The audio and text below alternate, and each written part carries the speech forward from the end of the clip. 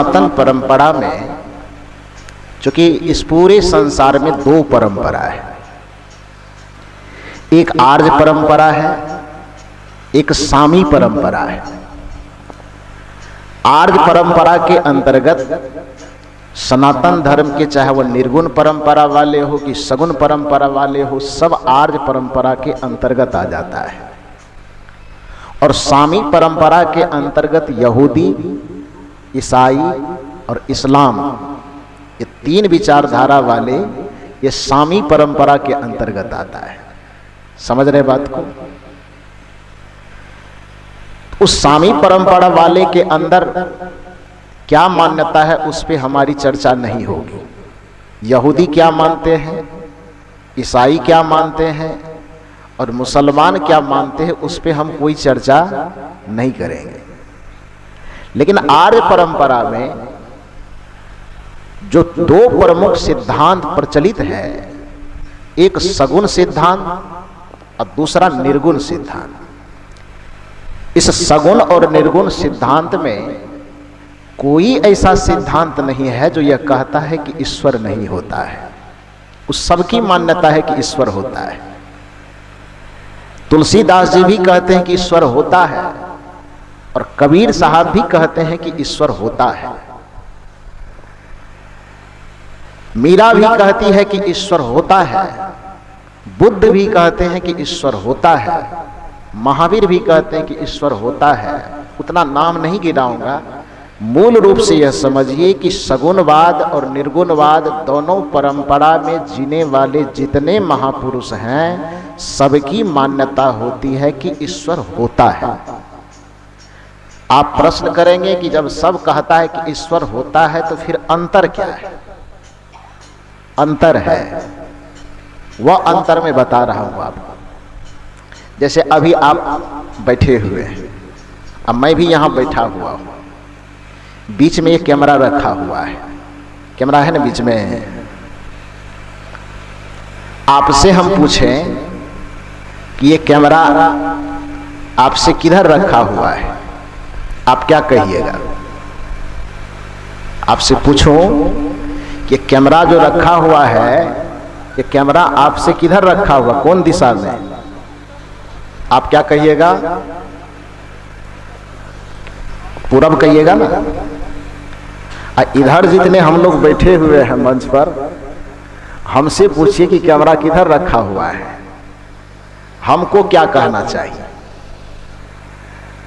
मुझे क्या कहना चाहिए? हम लोग जितने बैठे हैं पूछिए कि कैमरा कहाँ है, किधर है, कौन दिशा में, तो मुझे क्या कहना चाहिए? पूरब में। मुझे क्या कहना चाहिए? दोनों में गलत कौन है? पश्चिम कहने वाला गलत है कि पूरब कहने वाला? क्यों? तो कैमरा तो कहीं एक ही जगह न होगा। आप कह रहे हैं कि पूरब में रखा हुआ है, हम कह रहे हैं कि पश्चिम में रखा हुआ है। तो आप ये बताइए कि कैमरा हकीकत में रखा कहाँ है, पूरब में रखा है कि पश्चिम में रखा है? हकीकत यह है वो कैमरा न पूरब में रखा हुआ है, कैमरा न पश्चिम में रखा हुआ है। जहां है वहां है। वो पूरब और पश्चिम कब बन जाता है? जब पश्चिम में बैठा हुआ आदमी अपनी दृष्टि से देखता है तो उसके दिशा के अनुसार कैमरा पूरब हो जाएगा, और जब पूरब में बैठा हुआ आदमी अपनी दिशा से देखेगा तो कैमरा क्या हो जाएगा? पश्चिम हो जाएगा। बात समझ में आ रही है? उसी तरह से निर्गुण और सगुण की परंपरा में, दोनों में से कबीर भी नहीं कहते कि ईश्वर नहीं है। ध्यान दीजिए बात पर। बहुत लोगों ने थोड़ा कबीर साहब के सिद्धांतों को नहीं समझने के कारण इस तरह से प्रचार किया है कि कबीर साहब को महान नास्तिक सिद्ध कर दिया है। ये कबीर भगवान नहीं मानता है, कबीर ईश्वर नहीं मानता। कब किसने कहा कि कबीर भगवान और ईश्वर नहीं मानता? कबीर साहब तो पग पग पर कहते हैं कि ईश्वर होता है। कबीर साहब की साखी को याद कीजिए कि जौ तिल माही तेल है, जौ चकमक में आग, तेरा साईं तुझ में है कह रहा है कि नहीं है कह रहा है? इस साखी में क्या ध्वनित होता, हाँ कि ना। तेरा साईं जौ तिल माही तेल है, जौ चकमक में आग, तेरा साईं तुझ में जाग सके तो जाग। ये हाँ कहने वाला साखी है कि ना कहने वाला? थोड़ा और स्पष्ट कीजिए। कस्तूरी कुंडली बसे, मिर्ग ढूंढे बनमाही, ऐसे घट घट राम है। है मैंने क्या होता है? नहीं है मतलब हाँ कि ना? है मैंने हाँ।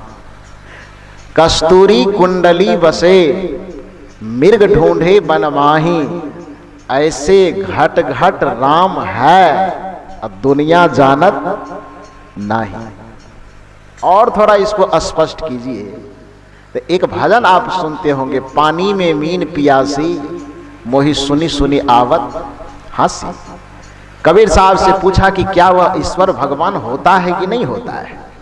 कबीर साहब ने कहा कि जाको ध्यान धरे विधि हरिहर। विधि मने ब्रह्मा, हरि मने विष्णु, हर मने महादेव शंकर जी। कबीर साहब कहते हैं कि मैं ये नहीं कहता हूं कि ईश्वर नहीं होता है, बल्कि मैं ये कहता हूं कि जाको ध्यान धरे विधि हरिहर, मुनिजन सहस 88 रे, सो तेरे घट माही विराजे, परम पुरुष अविनाशी रे, मोहे सुनी सुनी आवत हासी रे। वह परम पुरुष अविनाशी, जिसको कबीर साहब परम पुरुष और अविनाशी कह रहे हैं, उसी को परमात्मा और ईश्वर कहा जाता है। तो कबीर साहब ने ईश्वर को नकारा कर। दूसरी बात, इसी भजन के अंतिम कड़ी में कहते है हाजिर। है मैंने क्या कहा? है मैंने नहीं होना होता है हाजिर। हाजिर मैंने क्या होता है? उपस्थित, नजदीकी नहीं, उपस्थित होता है, प्रेजेंट होता है। विद्यालय में बचपन में हम लोग जब पढ़ने जाते थे, आप लोग भी जाते होंगे, तो मास्टर साहब उपस्थिति पंजिका बनाते थे, अटेंडेंस जिसको अंग्रेजी में कहते हैं, बनाते थे कि नहीं? तो उसमें विद्यार्थी जब खड़ा होता, नाम लिया जाता था, तो जिसका नाम लिया तो कोई खड़ा हुआ, जय हिंद सर, कोई कहता जय भारत, कोई कहता प्रेजेंट सर, कोई कहता यस सर, कोई कहता उपस्थित सर। उसी में से कोई विद्यार्थी यह भी कहता था हाजिर सर। कहता था कि नहीं कहता था? तो हाजिर का मतलब क्या है? उपस्थित होना। कबीर साहब कहते हैं है हाजिर, नहीं है नहीं कह रहे। क्या कह रहे हैं? है। कहां पर? तो हाजिर, तुरंत नजदीक में। है हाजिर ते ही दूर बतावे। जो नजदीक में है, जो उपस्थित है, उसको कहीं यदि दूर बता रहा है, आकाश में, पाताल में, फलाना में, चिलाना में, तो वो गलत बता रहा है। कबीर साहब कहते हैं है हाजिर ते ही दूर बतावे, दूर की बात निराशी, कही कबीर सुनो भाई साधु, गुरु बिन भरम न जासी, मोहि सुनी सुनी आवत हासी। तो सदगुरु कबीर के विचार और दर्शन में सीधे यह कह देना कि ईश्वर नहीं होता है, यह थोड़ी जचने वाली बात नहीं है। कबीर साहब के दर्शन को हमें समझने की जरूरत है। कबीर साहब अनिश्वरवादी नहीं है। कबीर साहब ये नहीं कहते कि ईश्वर परमात्मा होता नहीं है, बल्कि कबीर साहब के दृष्टिकोण को समझना होगा कि कबीर साहब सिर्फ इतना कहते हैं कि जिस ईश्वर और परमात्मा के नाम पर तुम बाहर की दुनिया में खाक छानते फिरते हो, पत्थर धोते फिरते हो, माथा रगड़ते फिरते हो, वहां जाना ईश्वर के नाम पर भटकना है, वहां पर ईश्वर परमात्मा नहीं होता है। और ये केवल कबीर साहब नहीं कहते, मैंने कहा सगुण वाले हो कि चाहे निर्गुण वाले हो, सबकी यही मान्यता है भाई। अंततः सब जाकर के यही कहता है। और सगुण धर्म के, सनातन धर्म के सबसे बड़े गुरु शंकराचार्य है ना। शंकराचार्य को सनातन धर्म में जगत गुरु की पदवी हासिल है। गुरु आचार्य में, सनातन धर्म में जगत गुरु से बड़ा कोई पद नहीं होता है। और जगत गुरु शंकराचार्य कब से कबीरपंथी बन गए? कब कबीर साहब से जाके दीक्षा लिया था उन्होंने? उस समय तो कबीर साहब आए भी नहीं होंगे, तो दीक्षा उनसे क्या लेंगे? ये वो जगत गुरु शंकराचार्य जो सनातन धर्म की नींव रखते हैं, भगवान बुद्ध के आ जाने से जो सनातन धर्म में जो तितर बितर हो गया था, उस बिखरे हुए ईंट को पुनः जोड़ करके जो शंकराचार्य ने खड़ा किया, जिसके कारण से आदि गुरु शंकराचार्य को सनातन धर्म का जीर्णोद्धार करता माना जाता है, टूटे फूटे हुए चीज को पुनः बनाने वाला। और उन्हें जगत गुरु की उपाधि दी गई, जगत गुरु शंकराचार्य। हालांकि लोग तो यह इतना ही मान लेते हैं कि कबीर साहब मंदिर को नहीं मानता है, मस्जिद को नहीं मानता है, भगवान नहीं मानता है, देवी नहीं मानता है, देवी नहीं, देवता नहीं मानता है, फलाना चिलाना नहीं मानता है, क्योंकि कबीर साहब ये कहते ही नहीं कि ईश्वर मंदिर में है, कबीर साहब ये कहते नहीं कि ईश्वर अयोध्या में है, कबीर साहब यह कहते ही नहीं कि ईश्वर वृंदावन में है, तो कबीर साहब ये कहते नहीं है कि ईश्वर मूर्ति में है। लेकिन आपको याद रखना होगा कि केवल कबीर साहब की मान्यता नहीं है, सनातन धर्म में जितने भी आध्यात्मिक चिंतक हुए हैं, चाहे वो सगुण मार्ग से चलने वाले हो कि चाहे निर्गुण मार्ग से चलने वाले हो, अंततः घूम करके उसको ईश्वर का पता बताने के लिए उस सदगुरु कबीर साहब के विचारों से अपने विचार का करंट जोड़ना पड़ता है, तालमेल करना पड़ता है। जिसे आदि गुरु शंकराचार्य कह करके, जगत गुरु शंकराचार्य कह करके हमारे सनातन धर्म में पुकारा जाता है। सनातन धर्म के सबसे बड़े गुरु, सबसे बड़े आचार्य उस स्वामी शंकराचार्य से पूछा गया कि ईश्वर होता है? पहला सवाल शंकराचार्य ने कहा ईश्वर होता है। दूसरा सवाल किया गया कि यदि ईश्वर होता है तो वो कहां रहते हैं, वो जगह बताइए। स्वामी शंकराचार्य फेरा में पड़ गए, अब कहां कहां बताऊं, केदारनाथ बताऊं कि बद्रिकाश्रम बताऊं कि जगन्नाथपुरी बताऊं, कहां बताऊं।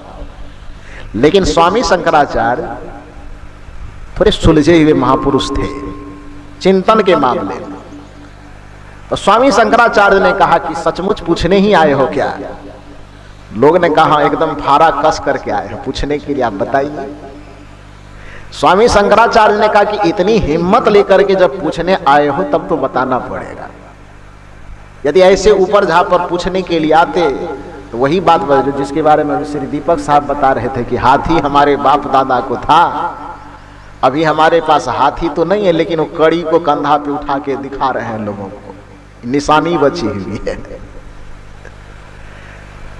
आदि गुरु शंकराचार्य ने कहा कि यदि ऐसे ऊपर से पूछने के ख्याल से आए हो तो मेरे पास बहुत जगह है बताने के लिए, भगवान यहाँ रहता है वहां रहता है, कहीं बता देंगे, झंझट से मुक्ति मिल जाएगी।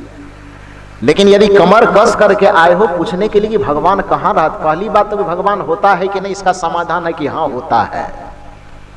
दूसरा सवाल कि ईश्वर रहता कहाँ है, इसके बारे में बताइए। तो जगत गुरु शंकराचार्य ने कहा कि न पातालम न च विविरम गिरिनाम नैवान्धकारम न कुक्षयो नोदधिनाम गुहा यस्यांग निहितम ब्रह्म शाश्वतम बुद्धि वृत्ति मति विशिष्टाम कवयो वदन्ति। अर्थ समझ सकते हैं तो समझिए, और नहीं समझ सकते हैं तो आप कहिए तो मैं समझाऊं। समझाऊं क्या? दक्षिणा कितना मिलेगा? और सत्यनारायण कथा कहने के लिए जाता है तो वो कितना लेता है? उतना तो कम से कम दीजिए। क्या विचार है? दक्षिणा लेके बताओ कि बिना दक्षिणा का ही बता दो? ऐसे बता दो, ठीक है।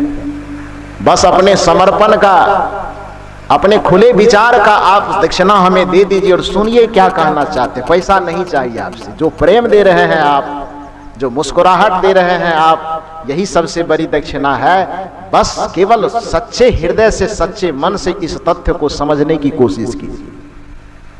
जगत गुरु शंकराचार्य कहते हैं न पातालम, एक एक शब्द को फोड़िए, पूरा श्लोक स्पीड में पढ़ो पहले। न पातालम न च विविरम गिरिनाम नैवान्धकारम न कुक्षयो न दिजनाम गुहा यस्यांग निहितम ब्रह्म शाश्वतम बुद्धि मृति मति विशिष्टाम कवयो वदन्ति।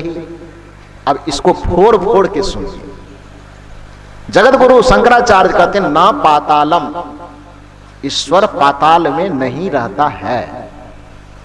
अब इस पर कौन कबीरपंथी का इल्जाम लगाइएगा आप? जो आपके संपूर्ण हिंदू धर्म के भवन को ही खड़ा किया है, उस पर कौन कबीरपंथी होने का इल्जाम लगाइएगा कि कई रहा है इसीलिए नहीं मानता है। वो कहते हैं ना पातालम, पाताल में नहीं है। नौच विविरम, विवर मन गुफा होता है। कहीं भी किसी प्रकार के गुफा में कोई भगवान नहीं रहता, चाहे वैष्णो देवी वाला गुफा हो कि चाहे और कहीं वाला गुफा हो, कि तीसरा गुफा हो, चौथा गुफा हो, किसी भी गुफा में भगवान छिपा हुआ नहीं है। न पातालम, पाताल के अंदर, धरती के अंदर भगवान नहीं है। न च विविरम गिरिनाम, गिरि मन पहाड़, किसी पहाड़ के गुफा में भगवान नहीं है। नैवांधकारम, भगवान कोई अंधकार में भी रहने वाला नहीं है। न पातालम न च विविरम गिरिनाम नैवांधकारम न कुक्षयो नोदधिनाम, भगवान किसी नदी पहाड़ पत्थर के कोख में, कुक्ष मन कोख होता है, उसके कोख में भी छिपा हुआ नहीं है। मतलब इसको ईटीसी में इत्यादि कह दीजिए तो अर्थात यह है कि धरती के किसी भी जगह पर भगवान नहीं रहता है। न पातालम न च विविराम गिरिनाम नैवांधकारम न कुक्षयो नोदधिनाम, तब रहते कहाँ हैं भगवान? जब कहते हैं धरती के किसी जगह पे रहते नहीं है, और कहते है भी तो धरती पर है नहीं तो है कहाँ? तब शंकराचार्य कहते हैं गुहा यस्यांग निहितम ब्रह्म शाश्वतम, तुम्हारे हृदय रूपी गुहा में ब्रह्म शाश्वतम, वह ब्रह्म, वह परमात्मा, वह ईश्वर शाश्वत रूप में बैठा हुआ है। गुहा यस्यांग निहितम ब्रह्म शाश्वतम। फिर प्रश्न मन में होता है कि जब हमारे भीतर में ही वह बैठा हुआ है तो हमको दिखाई क्यों नहीं देता है? शंकराचार्य कहते हैं बुद्धि वृत्ति, तुम्हारे गड़बड़ विचारों के चादर के नीचे में, वासना के चादर के नीचे में, कुसंस्कार के चादर के नीचे में, गलत वृत्तियों के चादर के नीचे में वह परमात्मा, वह ब्रह्म, वह ईश्वर ढका हुआ है। जिस दिन अपने बुद्धि वृत्ति को, मनोवृत्ति को स्वच्छ और निर्मल बना करके अपने हृदय को निर्मल, निर्विकार, खुला आसमान के तरह पवित्र बना देंगे, उसी दिन आपके हृदय में परमात्मा जगमगाते हुए प्रकट हो जाएगा। यह किसने कहा? शंकराचार्य कौन है? कबीर साहब के चेला, जगत गुरु शंकराचार्य। सनातन धर्म के सबसे बड़े गुरु, सबसे बड़े आचार्य की मान्यता ये नहीं है कि भगवान मंदिर में रहता है। वो ये नहीं कहते हैं कि भगवान अयोध्या, वृंदावन, काशी में रहता है।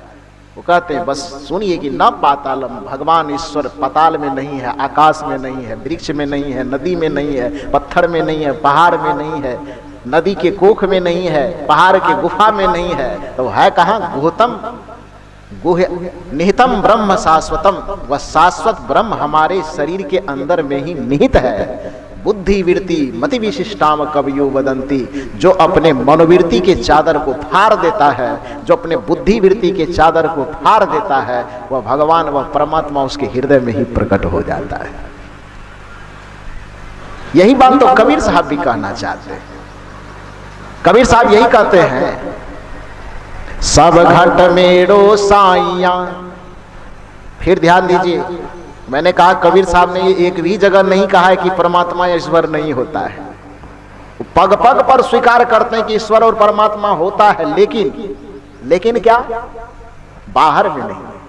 कहाँ रहता है? सब घट मेरो साइया सुनी सेज न कोई। एक भी ऐसा हृदय नहीं है, एक भी सेज ऐसा नहीं है जिसमें परमात्मा नहीं है। सब घट मेरो साइया सोनी सेज न कोई, बलिहारी वा सेज की, उस सेज की बलिहारी है, उस सेज की विशेषता है, उस हृदय की विशेषता है। जा घट पर घट होई, जिस घट में, जिस हृदय में है तो सब में, लेकिन सबकी बड़ाई नहीं हो सकती, सबकी विशेषता नहीं गाई जा सकती। है सब में, लेकिन बड़प्पन उसी की होगी जिसने ध्यान और साधना करके, गुरु की भक्ति करके अपने हृदय में उस परमात्मा को प्रकट कर लिया है। उसी की बलिहारी है, उसी की विशेषता है। बाकी है तो सबके अंदर। नहीं होता है ये कहना तो बिल्कुल गलत बात है। तो मैं ये कह रहा था कि सगुणवाद और निर्गुणवाद का जो अंतर है वो अंतर सिर्फ और सिर्फ इतना, दोनों। ऐसा नहीं है कि तुलसीदास जी कहते हैं होता है और कबीर साहब कहते हैं नहीं होता है। ऐसा नहीं कि मीराबाई कहते हैं होता है और बुद्ध कहते हैं कि नहीं होता है। दोनों कहते हैं कि होता है, लेकिन दोनों में विवाद किस चीज का है?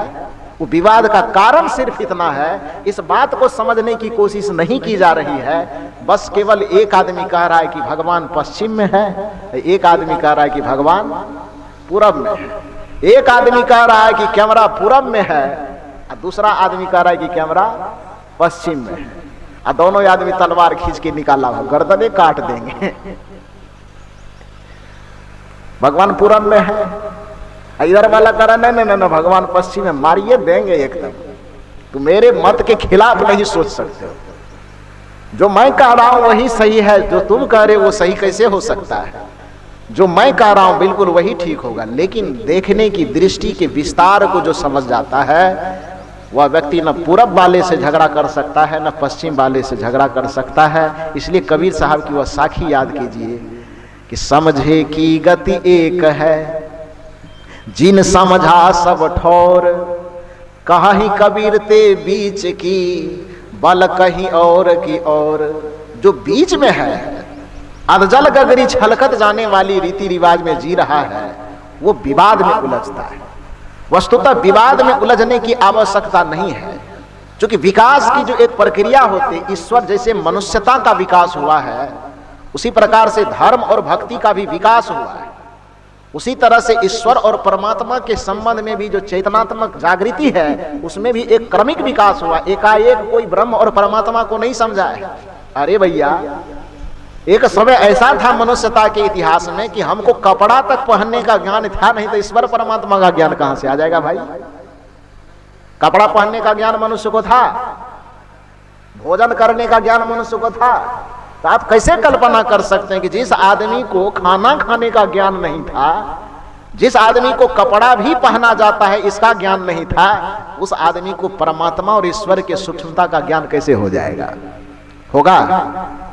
जिस तरह से मनुष्यता की सभ्यता में विकास हुआ कि एक मनुष्य कपड़ा पहनने के लिए नहीं जानता था, धीरे धीरे वो समझा कि नंगापन भी कोई चीज होता है, और जब उसको एहसास हुआ कि हमारा नंगा होना ये ठीक बात नहीं है, तो सबसे पहले वो झाड़ पात को खोस करके पहनना शुरू किया। फिर लगा कि ये पत्ता झाड़ पात कितना दिन तक पहना जाएगा, ये तो सूख सूख करके गिर जाएगा। तब कोशिश किया कि धीरे धीरे मतलब सुतार ऐसा किसी तरह मोटा छोटा बना करके पहनने की कोशिश किया ना। फिर धीरे धीरे हजारों वर्षों के इतिहास में होते होते होते तब मनुष्य अभी ललका या हड़का या पिलका डिजाइन तक आया है ना। खाना खाने के लिए पहले तो अग्नि तक का ज्ञान नहीं था आदमी को। अनाज भी खाया जाता है, फल भी खाया जाता है, इसका ज्ञान नहीं था। भूख जब लगती थी तो किसी जानवर को, कीड़े मकोड़े को पकड़ लेता था, उसी को चबा के कच्चे खा जाता था। पाषाण युग, लोह युग, पढ़िए इतिहास को तब पता चलेगा।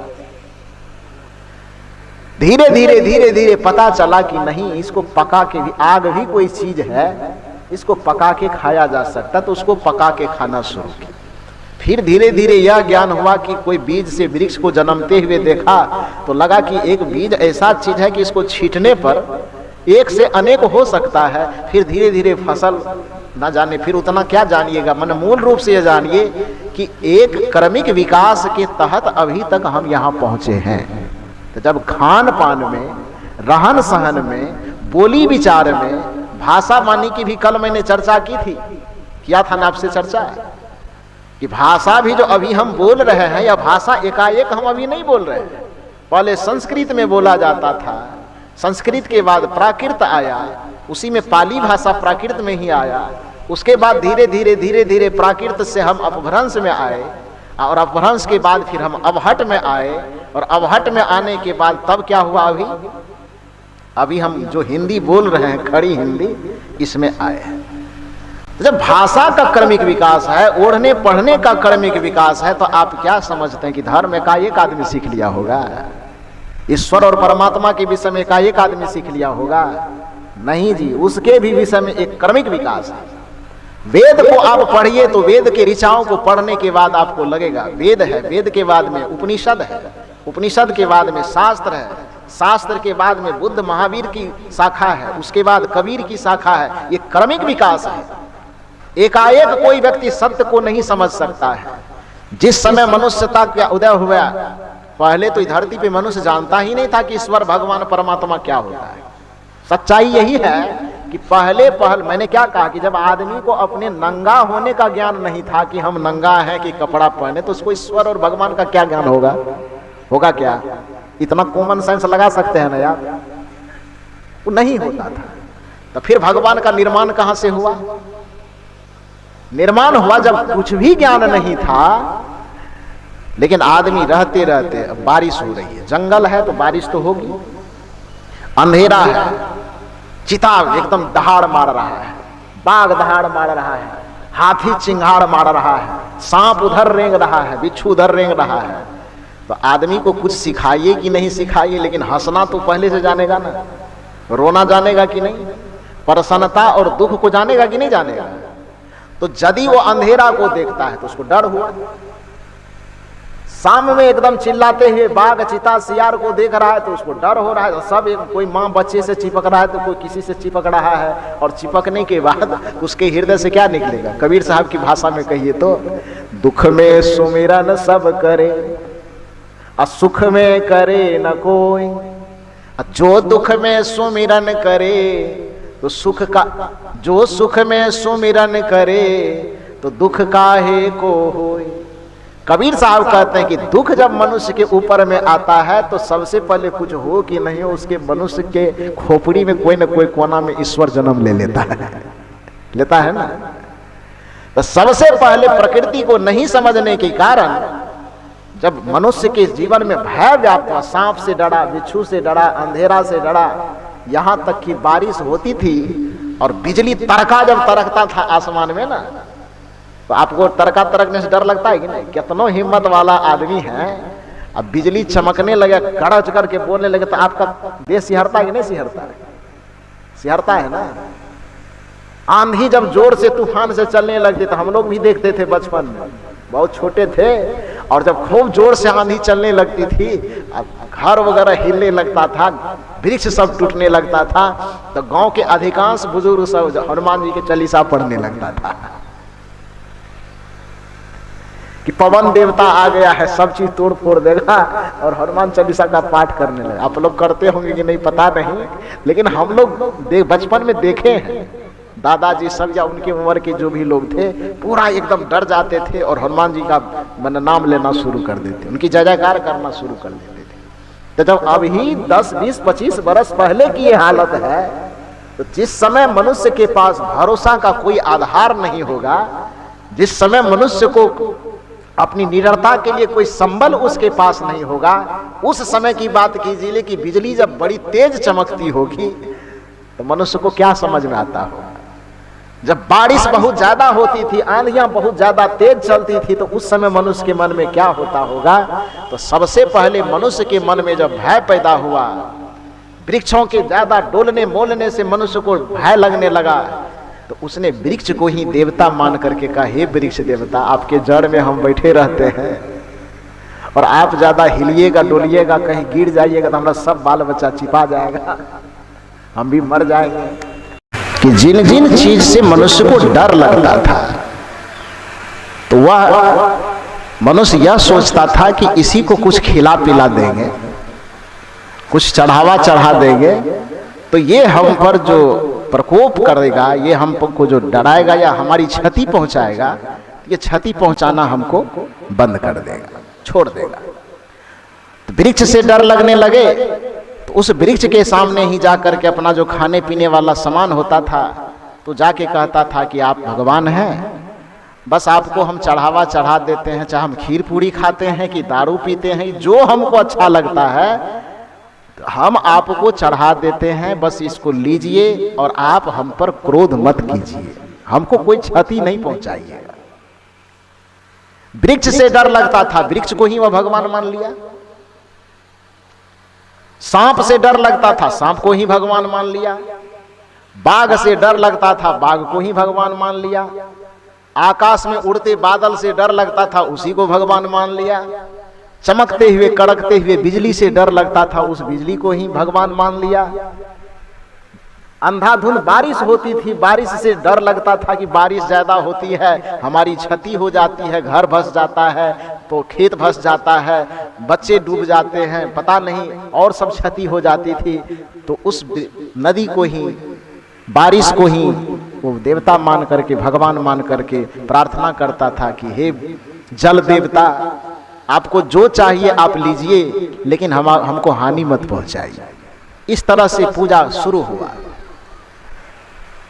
वैदिक काल के अधिकांश समय तक इसी प्रकार की परंपरा चली। जिस जिस चीज से मनुष्य के मन में भय व्याप्त होता था, उन चीजों को मनुष्य देवता मान करके उसकी पूजा करना शुरू कर दिया। वेद को आप पढ़िए तो आपके चारों वेदों में एको जगह ये नहीं लिखा हुआ है कि तुम दुर्गा जी की पूजा करो, कि शंकर जी के पूजा करो, कि शीतला माई की पूजा करो, कि फलना की। एक भी आदमी वेद तो पहले तो पढ़ता है नहीं, और यदि कोई समझाना भी चाहता है तो उसकी खोपड़ी में घुसता नहीं, खाली कहता है कि कबीर साहब कुछ को मानता नहीं।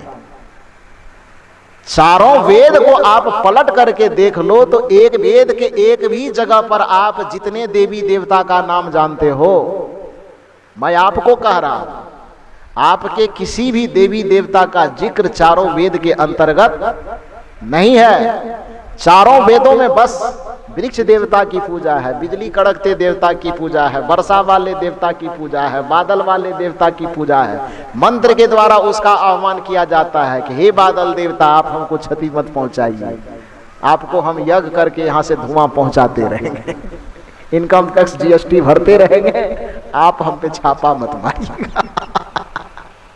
यही मंत्र पूरे वेद में भरा पड़ा है। फिर आदमी की सोच समझ जैसे जैसे विकसित होती गई, फिर ऋषि को खुद ही मन में लगा, एक पीढ़ी के बाद दूसरी पीढ़ी, दूसरी पीढ़ी के बाद तीसरी पीढ़ी के मन में लगने लगा कि ईश्वर भगवान इस तरह से हम पूजते हैं डर डर करके, ये ईश्वर की सही व्याख्या नहीं है, ये भगवान का सही रूप नहीं है। तब क्या हुआ? वैदिक युग समाप्त हो गया, उसके बाद उपनिषद का युग आया। और याद रखिए कि उपनिषद के युग से ही गुरु परंपरा का युग सच्चे अर्थ में शुरू होता है। और जहां से गुरु परंपरा की बात शुरू होती है तो फिर मंदिर और मस्जिद खत्म हो जाता है। ब्रह्म और ईश्वर को जानने की प्रक्रिया में गुरु जैसे ही शामिल होते हैं, बाहर का सारा चीज छूट जाता है। इसीलिए उस शास्त्र का नाम उपनिषद रखा गया। उपनिषद का अर्थ क्या होता है मालूम है? उपनिषद का क्या अर्थ है? उपनिषद में दो शब्द है, उप और निषद। उप माने क्या होता है? समीप, और निषद माने क्या होता है? बैठना। उपनिषद मतलब समीप में बैठना। किसके समीप में बैठना? अभी आप किसके समीप में बैठे हुए? गुरु के समीप में बैठ करके जो ज्ञान प्राप्त की जाती थी, उसी ज्ञान को उपनिषद का ज्ञान कहा गया। समझ रहे बात को? और जब गुरु के समक्ष बैठ करके लोग ज्ञान लेना शुरू किए तो उस समय से ईश्वर की धारणा बदल गई। पहले जो वृक्षों को देवता माना जाता था, नदियों को देवता माना जाता था, पहाड़ों को देवता वैदिक युग में जो माना जाता था, वो युग बीतते बीतते उपनिषद युग जब आया और गुरु के पास आकर के ईश्वर को समझने की बात आई, तो फिर उपनिषद में ईश्वर की परिभाषा बदल गई, ईश्वर के पूजा की पद्धति बदल गई। तब फिर उपनिषद में एको जगह वृक्ष के या नदी के, पत्थर के, पहाड़ के पूजा करने की बात नहीं है। उपनिषद में गुरु के पास जाकर के शिष्य पूछता है। अब जैसे कठोपनिषद में नचिकेता गुरु बनाया, किसको? यमराज को बनाया ना जी। तो यमराज से क्या पूछता है? भगवान कहाँ रहता है? पढ़े हैं ना 8वां क्लास में? नचिकेता का संवाद पढ़े हैं 7वां 8वां में कि नहीं पढ़े हैं? पढ़े हैं। क्या पढ़े हैं? यमराज से नचिकेता जाता है पूछने के लिए, तो यमराज से नचिकेता क्या पूछता है कि भगवान अयोध्या में रहता है वृंदावन में? क्या पूछता है? आत्मा के विषय में पूछता है। ये नचिकेता का संवाद किस चीज का ज्ञान है? उपनिषद का ज्ञान है। ये उपनिषद का काल कब आता है? जब वेद का काल समाप्त हो जाता है और उपनिषद काल आता है। बृहदारण्यक उपनिषद में मैत्रेयी पूछती है याज्ञवल्क्य से, पूछता है ना ये गुरु और शिष्य की परंपरा है। और वहीं से उपनिषद काल से ही जो गुरु और शिष्य की परंपरा आई कि एक गुरु होता है और एक शिष्य होता है, शिष्य पूछता है और गुरु उसका उत्तर देता है। उपनिषद काल से ही यह परंपरा चलते चलते चलते चलते सनातन धर्म के अभी तक की जो प्रक्रिया है, बस गुरु के माध्यम से ईश्वर को प्राप्त करने की प्रक्रिया वो उपनिषद काल से चलती आई। यही कारण है कि चाहे हम गीता की बात जानते हैं कि चाहे हम रामायण की बात जानते हैं, केवल वो गुरु और शिष्य की परंपरा है। आप कहें कैसे? तो मैंने बताया कि उपनिषद के जितने शास्त्रों को आप पढ़िए तो गुरु शिष्य का संवाद है। गीता को पढ़िए, गीता किसका संवाद है? गीता किसका संवाद है? कृष्ण और अर्जुन का। तो कृष्ण कौन है? गुरु। और अर्जुन कौन है? शिष्य। रामचरितमानस पढ़ते हैं आप तो कथा भले ही राम का लिया गया हो, लेकिन वो संवाद केवल और केवल गुरु शिष्य का है। कैसे? तो पूरे रामचरितमानस संवाद का विषय है। किसका संवाद? शिव और पार्वती का संवाद। किसका संवाद? तो याज्ञवल्क्य और भारद्वाज का संवाद। किसका संवाद? तो काकभुसुंडी और, बोलिए न, सब हम ही बोल देंगे तो कैसे होगा। किसका संवाद? काकभुसुंडी और गरुड़ का संवाद। इसमें काकभुसुंडी जी गुरु हैं और गरुड़ जी शिष्य है। याज्ञवल्क्य और भारद्वाज का संवाद होता है तो एक श्रोता है, एक वक्ता है। माने उपनिषद की प्रक्रिया यही है कि गुरु के समीप में बैठना ही उपनिषद कहलाता है। तो मैंने कहा कि वैदिक काल में जो ईश्वर की मान्यता थी, वो वृक्ष, पत्थर, पहाड़, नदी, नाले, वो किस कारण से हुआ वो आप जान रहे हैं। फिर उससे जब मनुष्य का चेतना धीरे धीरे विकसित होते गया, उपनिषद के समय में आए तो कबीर साहब काहेल मूर्ति या मंदिर को भगाएगा, तो उपनिषदे वाला भगा दिया, पहले से ही भगा दिया था। लेकिन कुछ लोग थे जो वो कड़ी ढोने वाले, तो उपनिषद युग में आकर के भी वेद वाला मान्यता को ही ढोते ढोते चल रहा था कि हमारा पूर्वज ऐसा कर रहा था तो हमको भी ये करना चाहिए। लेकिन उपनिषद युग में इतनी क्रांति फैली कि वह क्रांति वैदिक मान्यता को रद्द करके एक नए प्रकार के ईश्वर की परिभाषा दिया, एक नए प्रकार से ईश्वर की पूजा बताया, एक नए प्रकार से ईश्वर के ठहरने का स्थान बताया। फिर आगे चल करके उसमें भी कुछ विकृति रह गई थी तो उसको साफ सुथरा करने के लिए भगवान बुद्ध आए। और भगवान बुद्ध तो आकर के पूरे उसको झाड़ झखाड़ के एकदम पूरा तोड़ फोड़ के जो कुछ भी बचा था तो तोड़ फोड़ मरोड़ के सबको इधर उधर झाड़ झखाड़ करके एक ईश्वर का एक नया चिंतन दिया, नया रूप दिया। लेकिन दुर्भाग्य की बात है कि बुद्ध की परंपरा में भी कुछ ऐसी विकृतियां आई। भगवान बुद्ध जब तक जीवित रहे तब तक को ईश्वर की व्याख्या, ईश्वर की पूजा, ईश्वर की साधना अच्छी थी। लेकिन बुद्ध के शरीर छूटने के बाद चेला लोग आया तो थोड़ी मनमानी किया, और उसी चेला की मनमानी करने में साधना में कोई दारू भी घुसा दिया, मांस भी घुसा दिया, और वहां से विस्फोट हुआ। दो प्रकार के उसमें भी मत विभक्त हो गए। भगवान बुद्ध के भी सिद्धांत में दो मत मट गया। एक मत को कहा गया महायान, एक मत को कहा गया हीनयान। महायान की परंपरा में ही सिद्ध की परंपरा चली, आगे में उसी में सहजयान और वज्रयान निकलता है। उसी वज्रयान की परंपरा में नाथ की परंपरा चली, गुरु गोरखनाथ वगैरह वगैरह की परंपरा चली, और उसी सिद्ध परंपरा नाथ परंपरा से सदगुरु कबीर साहब जैसे महापुरुष सूत्र लेकर के और उसी उपनिषद की कड़ी को आगे निकालते हैं। फिर उन्होंने तो पूजा का एक अद्भुत तरीका दिया। मूल रूप से मैंने इस मंच के माध्यम से आज के विषय में कहना चाहा, आज